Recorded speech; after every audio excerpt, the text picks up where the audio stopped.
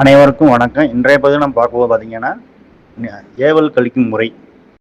ஏவல் கழிக்கும் முறை என்னன்னு பார்த்தீங்க அப்படின்னா, இது வந்து சாதாரண முறைகள் இந்த பூஜை. இது பெரிய பூஜை. இருக்கிறதுலே கொஞ்சம் பெரிய பூஜை இது.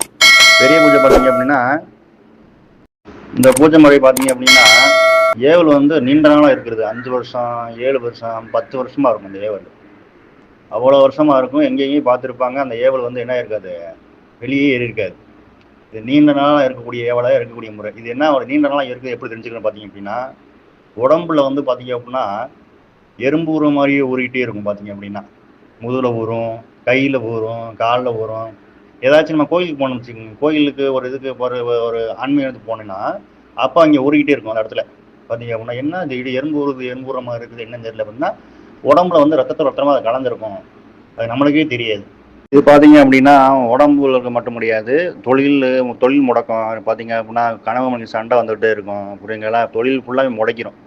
புரியுதுங்களா? எல்லா விஷயத்தையும் பண்ணி முடக்கக்கூடியதான் இந்த ஏவல். புரியுதுங்களா? நீண்ட நாளாக இருக்கும். இது ஒரு மாந்திரியை பார்ப்பாங்க, அதை கரெக்டான இடத்துல போய் பண்ணாங்கன்னா அது வெளியே ஏறிடும்.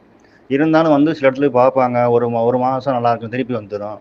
திருப்பி வந்து இன்னொரு இடத்துக்கு போவாங்க, ஒரு மாதம் இருக்கும். அப்படியே இது வந்து இருக்கக்கூடியது தான். இது கரெக்டான முறையில் இந்த முறையில் பண்ணாதான் அது வெளியே எடுக்க முடியும்.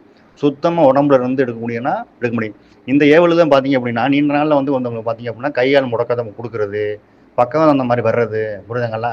வீட்டில் படுக்க ஆகிடுவாங்க.